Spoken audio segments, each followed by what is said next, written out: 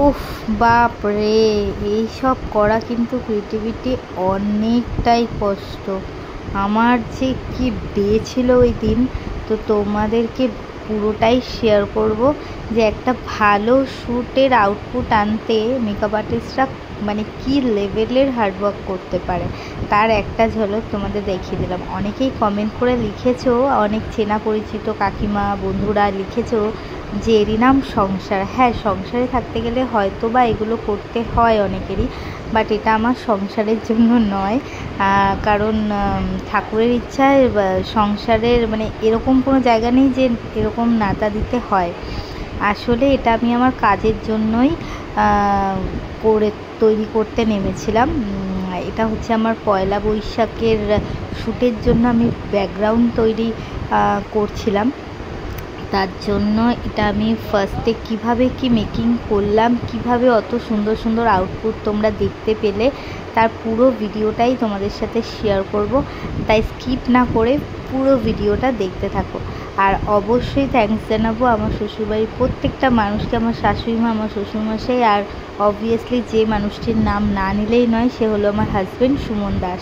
মানে ও ছাড়া কোনো কাজই মানে এই প্রজেক্টটা করা আমার পক্ষে ইম্পসিবল ছিল।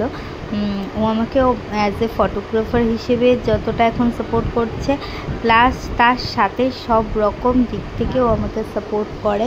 তার জন্য আমি ভীষণ ভীষণ লাকি। সত্যি ওরকম হাজব্যান্ড পাওয়া যায় না। আর আমার শাশুড়ি মা, তোমরা এই ভিডিওটা আগেই দেখেছো ফেসবুকে যে ভিডিওটা মা আমায় করে দিচ্ছে।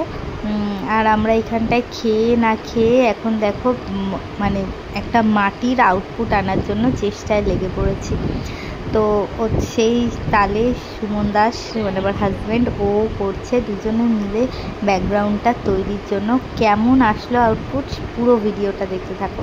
যাই হোক, একদিন পরে এই রকম একটা ব্যাকগ্রাউন্ড আমরা তৈরি করতে পেরেছিলাম। ওপাশ থেকে বোমা ছুঁড়ে মেরেছে এরকম একটা ব্যাপার। তারপর যখন রাত্রের দিকে একটু শুকিয়ে গেল, তখন রাত বাজে 2টো। তখন আমার হাজব্যান্ড, আমি যেহেতু আমার ছোট বাচ্চা আছে তোমরা সবাই জানো, ওকে ঘুমটা ওই একাই এই দিকটা সামলাচ্ছিল একটু বড় স্পেসের জন্য। তারপর ফাইনালি চলে এলো শ্যুটের দিন।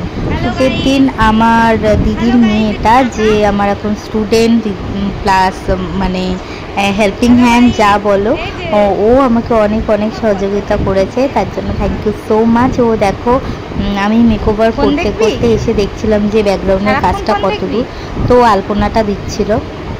আর আমার মেয়েকে এই শ্যুটের মাঝখানে মাঝখানে ওকে স্নান করানো, খাওয়ানো, পুরো পুজো ঘরের পুরো দায়িত্বটাই আমার ছিল। তো অতটাও ইজি নয় ঘর আর বাইরে পুরোটা সামলানো। তো অনেক চেষ্টা করি কিভাবে শ্যুটটা নামালাম তোমাদের সাথে শেয়ার করছি। দেখো আমি এখন খুঁটি ধরে দাঁড়িয়ে গেছি, তো ফটোগ্রাফি চলছে। লুকসটা সত্যি আমার পার্সোনালি খুব ভালো লেগেছিল। আর আমার যে মডেল ছিল তার কথা কি বলবো, খুব মিষ্টি আর খুব ভালো একটা মেয়ে। তোমাদের সাথে মানে মেনলি যেটা শেয়ার করা, ওদিন আমি ওর জন্য চিকেন রান্না করেছিলাম। কি বলবো, চিকেনটা এত ফালতু টেস্ট হয়েছিল, মানে একদমই ভালো রান্না হয়নি। তাও ও কিছুই বলেনি, না কোনো কিছু জিজ্ঞেস করলাম, ও সুন্দর খেয়ে নিল। আমি বললাম কি করে খেলে গো, একদম ভালো হয়নি রান্নাটা। অ্যাকচুয়ালি তাড়াহুড়োতে সব কিছু করাতে না একদম ভালো হয়নি। আমার খুব খারাপ লাগছিলো পরে ভেবে যে আহারে বেচারিকে। আমি এমনিতে চিকেন আমি খুব একটা খারাপ রান্না করি না, বাট সেদিন যে কি হলো। তো এখানে দেখো এই টুকটাক বিটিএসগুলো তোমরা ফেসবুকে দেখেছো আমার শর্টসে। তবু পুরো ভিডিওটা তোমাদের সাথে একটু শেয়ার করলাম যে কিভাবে কি করলাম সবটা ম্যানেজ। আর দেখো এখানে শ্যুট চলছে, সবাই মিলে খুব এনজয় করে আমরা শ্যুটটা করেছিলাম। আর সত্যি কথা বলতে ফটোগুলো তোমাদের সাথে অলরেডি শেয়ার করা হয়ে গেছে, আর ভিডিওটাও শেয়ার করা হয়ে গেছে। যারা এখনও দেখোনি তারা ইউটিউব দিয়াস ওয়ার্ল্ডে গিয়ে দেখতে পারো, প্লাস আমার ফেসবুক মুয়া দিয়া হালদার, সেখানেও দেখতে পারো। আশা করি তোমাদের খুব ভালো লাগবে। এত কষ্ট করে এই মানে এটা করা, তোমরা যদি একটু লাইক কমেন্ট না করো সত্যি কষ্টটাই বৃথা হয়ে যায়। অনেক কষ্ট করে এইগুলো আমরা রেডি করি, তাই আমাদের এই কাজটাকে তোমাদের সমর্থন ছাড়া এগিয়ে নিয়ে যাওয়া একদমই অসম্ভব। আর জানি ফেসবুকে এখন অনেক অনেক রুলস রেগুলেশন, সত্যি কথা বলতে আমি অত টাইম হয়েও ওঠে না, প্লাস এই মানে সব কিছু অত মেনটেন করা, 24 ঘন্টা ফেসবুকে অ্যাক্টিভ থাকা আমার দ্বারা সম্ভব হয় না। তবে যেগুলো সামনে আসে আমি সবাইকে লাইক কমেন্ট করি যখন টাইম পাই, কিন্তু সত্যি কথা বলতে সবসময় পেরে উঠি না, আর আমার পক্ষেও সম্ভব হয় না। তাই যতটুকু পারি তোমরাও আমার পাশে একটু থেকো, আমার কাজটাকে সাপোর্ট করো। কেমন হয়েছে লুকসটা অবশ্যই জানিও।